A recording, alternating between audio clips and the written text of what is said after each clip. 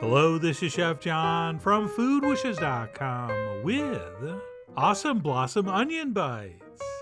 That's right, trying to deep fry an onion blossom at home is not a great idea, nor is eating at the strip mall too often, which is why I'm going to show you how to make basically the same thing with a much easier, much less messy method.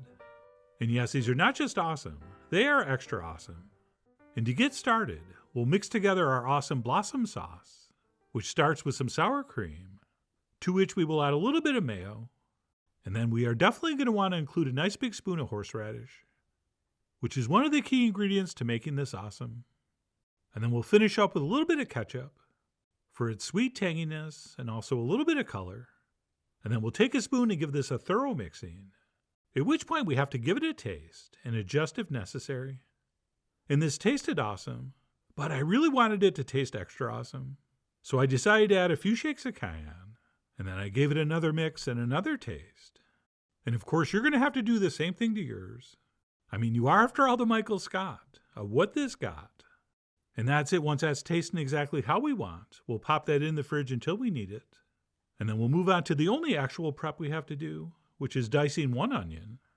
And for that, we will find the top of an onion. Right, that's the root end, or the bottom. But what we want to do is cut about an inch off the top. And once we do, we'll cut this in half. Although cutting down on something rounded is not that safe. So let's turn that to the flat side. And then we'll cut directly through that root end. And once that's set, we'll go ahead and peel off the skin, which is usually very, very easy, unless I'm filming. And then it looks like the hardest thing I've ever done. And that layer underneath the skin did not want to separate. So I ended up pulling that off as well, which was probably a good thing. All right, if that layer doesn't want to separate from the skin, sometimes it means it's very tough and fibrous.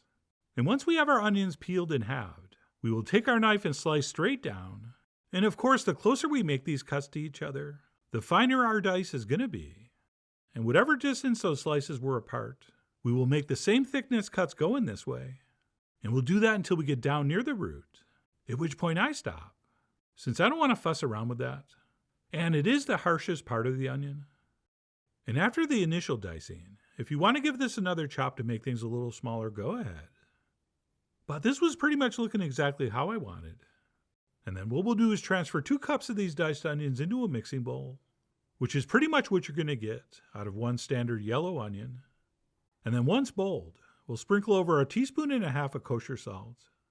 And what our plan is here is to mix this salt in and then let it sit for about 15 minutes, during which time it's going to draw moisture out of the onion, which I think is going to improve the texture and flavor.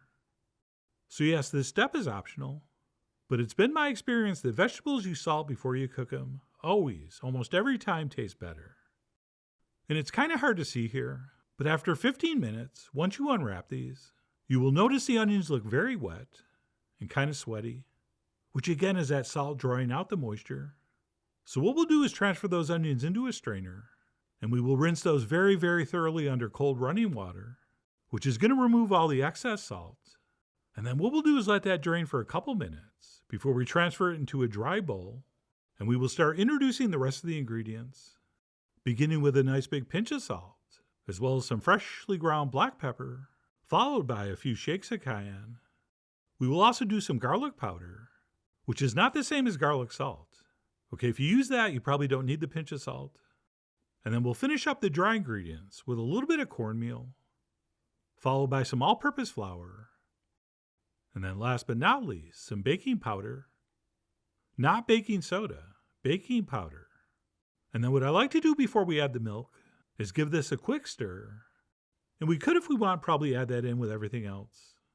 But the first time I made this, I mixed up the onions with these dry ingredients first, and then added the milk. And it came out so perfectly, I don't want to change the method. So I'm going to stir all that together first, and then add the milk at this point. And then we'll continue stirring until we formed a very thick batter. And like all batters, if yours seems really thin, add a little more flour. Or if it seems much more thicker than mine, you could add a little bit of milk. But one way or another, once we're finished, it should look like this. And then what we'll do is let that sit for about 5 or 10 minutes while we heat up some oil in a skillet, set over medium-high heat. And once our oil's hot, is in about 350 degrees, we can start transferring in rounded tablespoon portions of the batter, which for me is most easily done with one of these sorbet scoops.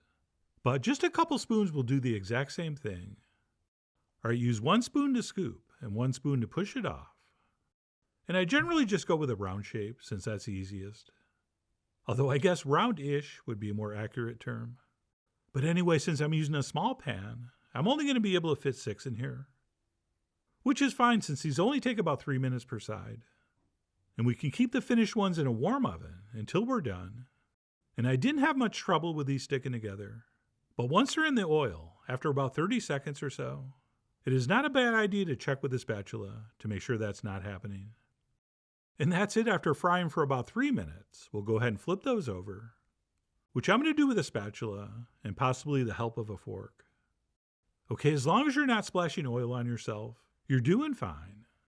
And the spatula only method was working for a little bit, but it is probably easier and safer if you use the fork too. And that's it. We'll give the other side about 3 minutes or so, or until these are beautifully browned and nice and crispy around the edges. And since I did want a little more browning on that first side, I decided to flip these over again, which some people say you should never do when you fry. But you know what? They say a lot of things. And while these might absorb a little more oil, I always think they come out a little crispier if we do flip them again. Right? Sort of kind of like a twice cooked French fry.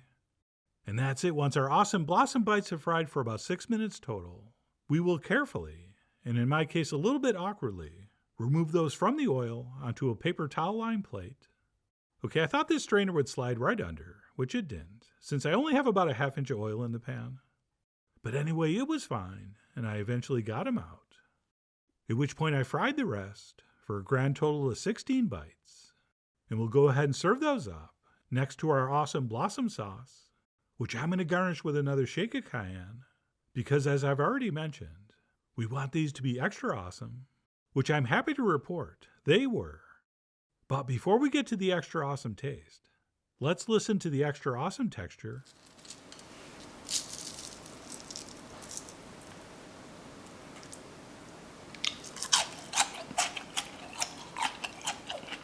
Oh yes, we have a beautiful, tender, soft, moist inside, surrounded by a beautiful, crunchy outside, with the very outer edge of it being extra crispy. So texturally speaking, I think these are perfect. And then as far as the taste goes, imagine the best onion ring you've ever had, except a little bit better. And of course, this would be great with lots of different kinds of sauces. All right, I can think of about 12 off the top of my head. But this one with that tangy sour cream and that little bit of heat from the horseradish and the cayenne, I think is an absolutely perfect pairing.